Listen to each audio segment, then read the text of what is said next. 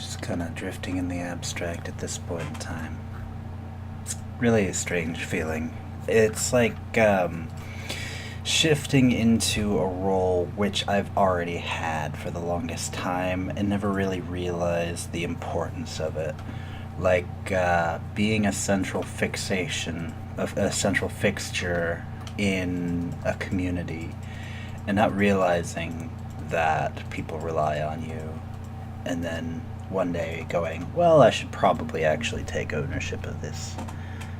It's such a strange feeling.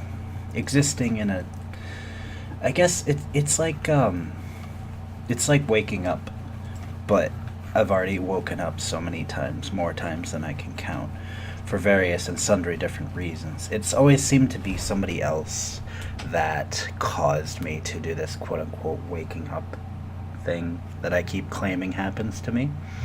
But then today it just kind of happened. I mean, I don't think it's something that can actually be tied to another person. And I've been trying to attribute it to other things and other situations and other problems or causes or solutions. Trying to make things matter where they don't, and trying to make value where it doesn't exist. But I guess that's just kind of human nature, isn't it? You try to find reason to belong in a place that you don't. But also, I need to find value in belonging in the places that I do, and also accept the roles that I've been given and taken for myself. The way that the world is right now is I've been afforded very many situations that are unique to my living situation, but also not so unique because there are things that everyone can do, but also their value is not inherent to very many people besides myself. It's kind of hard to explain, but basically, I guess that's just life, isn't it? Where everyone has something. Even if you have nothing, you'll have something. Everything balances out to some extent until you die. And then, but I guess it's something along the lines of everything has value to an extent, but it's also largely due to the fact that we're trying to cause things to have value. If we didn't desire something more than what exists, then we probably wouldn't. That's more or less human nature as it stands. That's more or less the reason that we have more than nothing. That's the reason that people say that we are gifted by God or what have you. 1 second, let me go get some more coffee. Alright, apologies in advance. The mic usually peaks as soon as I get back and then slowly adjusts over time. Walk through a cloud of ammonia on the way back because I have cats and they don't have much respect for the way the world works. What do I desire? I desire a abstracted concept that is hard to elaborate upon. I desire a world that is not too dissimilar from this one, but is also dissimilar enough for it to be distinct. What do we rule as distinction? Well, distinction is typically a subtle difference between here and there. The difference between what is and what could be. The difference between where we are and where we desire to land. It's another odd abstraction. Another distraction. It's such a... Reality as it stands is the manipulation of the willpower of several thousand people expressing itself upon the world, where only a very small handful of them actually end up mattering. But it's also something where anyone could end up stepping up and taking the reins, but most people don't. Most people refuse because they don't feel themselves powerful enough to do so. But at the same time, who are we? What are we? We are the evolution of thousands of years of people, all elaborating at once into a set point. And what does that make us? It makes us. We should be stronger than what we are. We don't allow ourselves to be as strong as we could be. Even though, well, we haven't got as many reasons to be anything but what we are. And our ancestors were warriors. They were fighting all the time. And you will never, ever be as strong as somebody who was raised in a war when you are someone who was raised in peace. So what do you strive for? What do you desire? People strive for peace because it's something that allows us to further ourselves properly. But also, what... It makes it harder for a very small subset of people. After thousands of years of evolution, we try to exist in a place where we can then flourish. But there are those who flourish best in war, so it's unkind to them, particularly, to want peace. But at the same time, they should be able to reevaluate their circumstance and live in a situation where people are able to not be warring tribes and instead be able to accept society and live within its bounds. But why? Why are we who we are?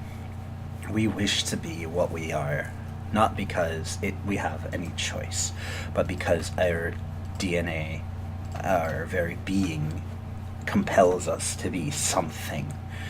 Everything you do, every action you take, leads to something.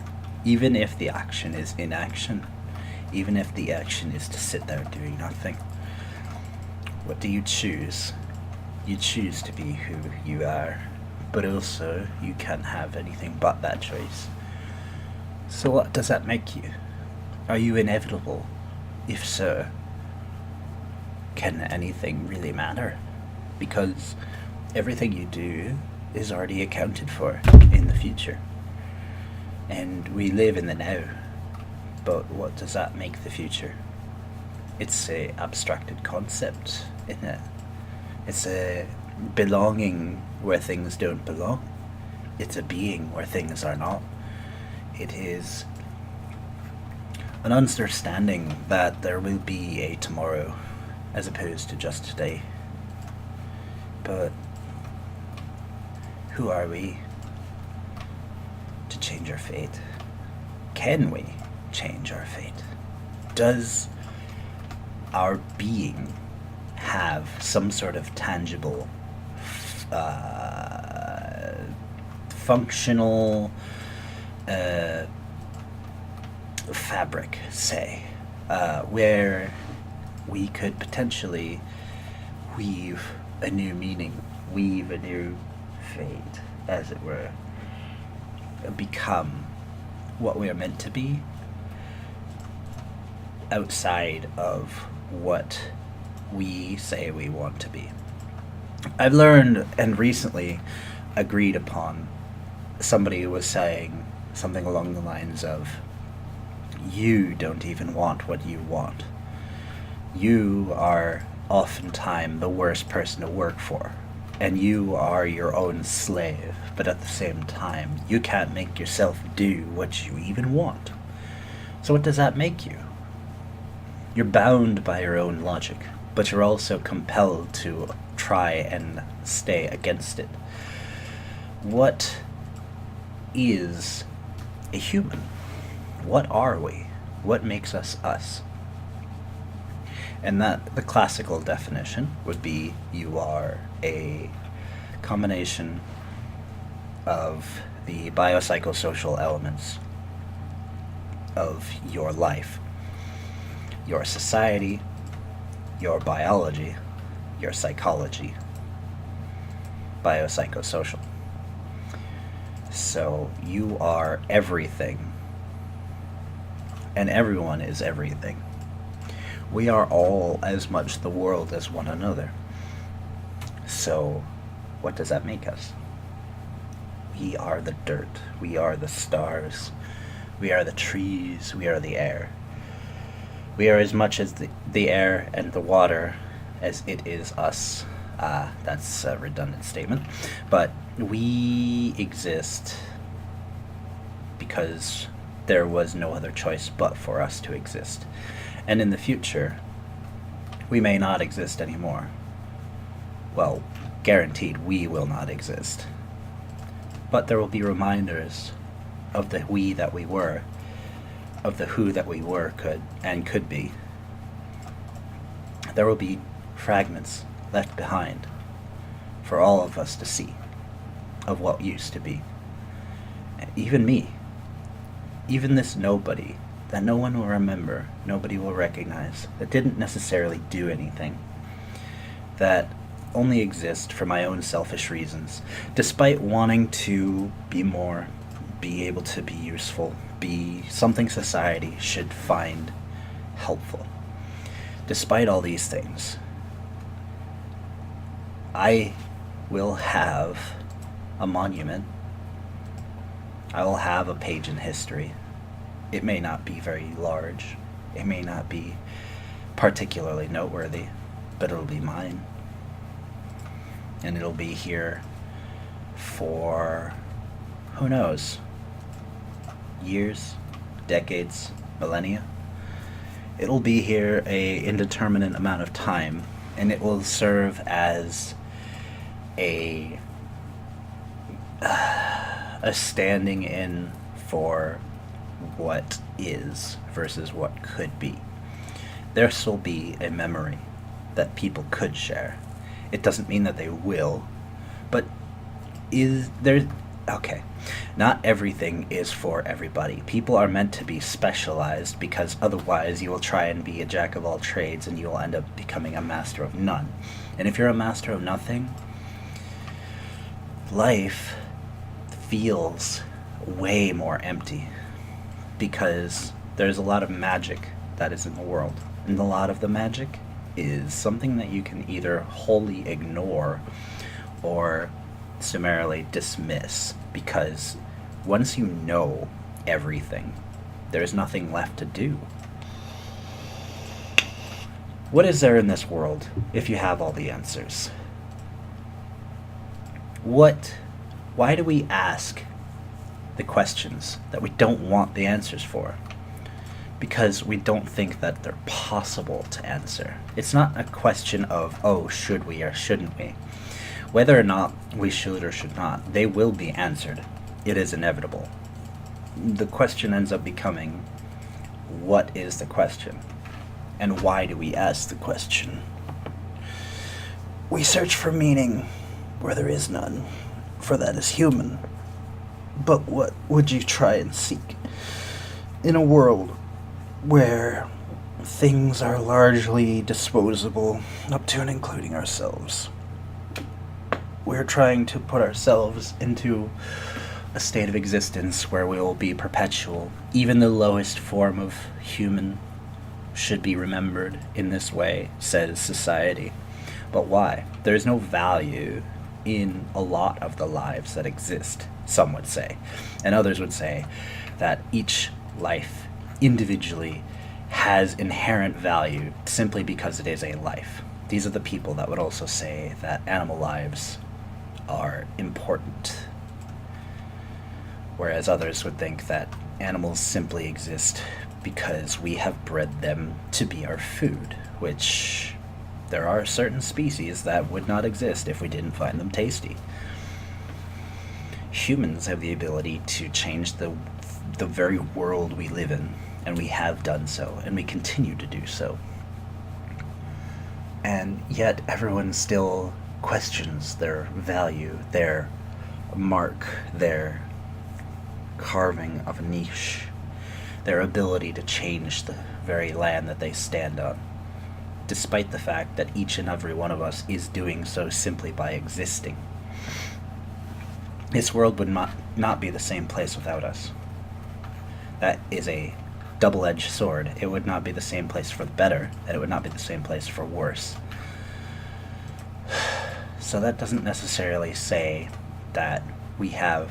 There is... Okay, it depends on what you define as value.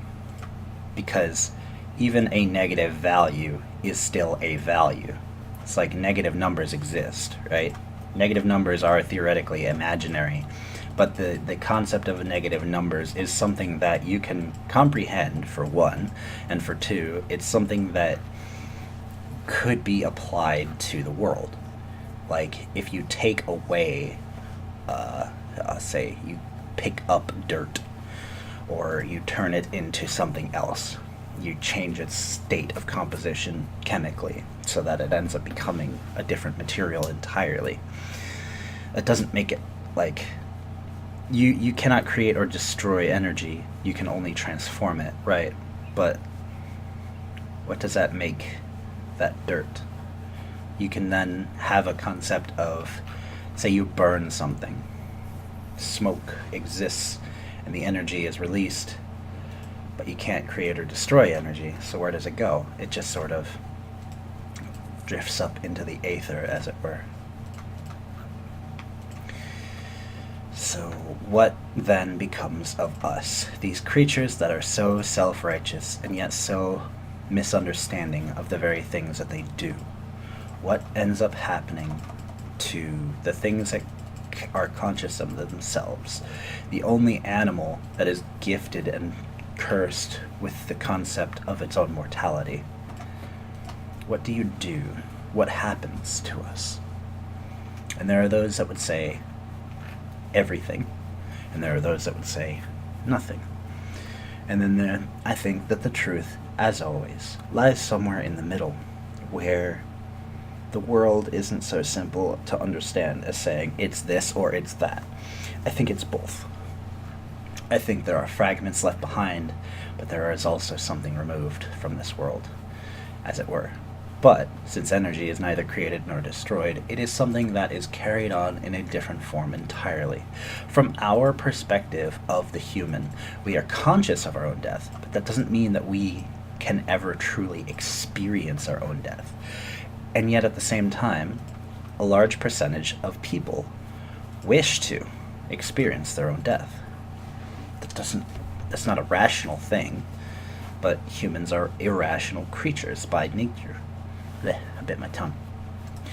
Humans are irrational creatures by nature because we have the facilities to do whatever we want.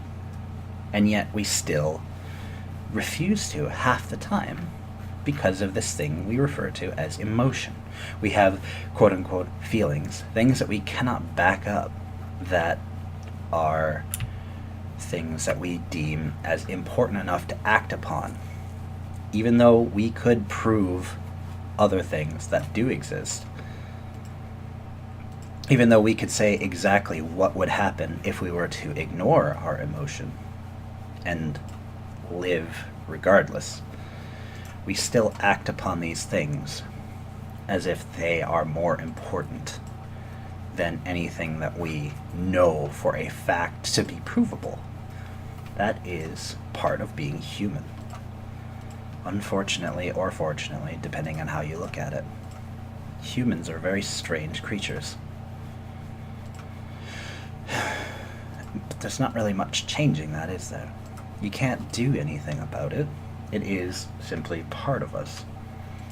Everyone is trying and find answers to these parts of us, these flaws.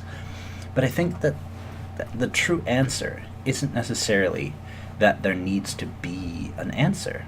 I think the answer is that you need to learn to incorporate those parts of us and the fear that drives us is something that tries to push us away from finding the truth that we seek, because we need to incorporate the things that we fear most into ourselves. We need to face the things that we most dislike and find most distasteful, so that we can realize they're not as bad as that we think they are.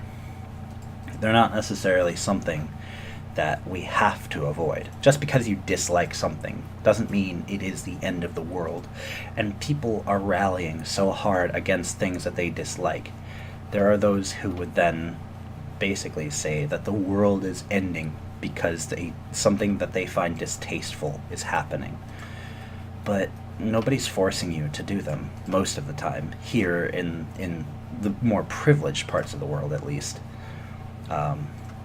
Perhaps I'm speaking from an area of ignorance, and I definitely must be. This is, unfortunately, one of the parts of humanity that you also cannot get past, is I do not know everything. Nobody knows everything.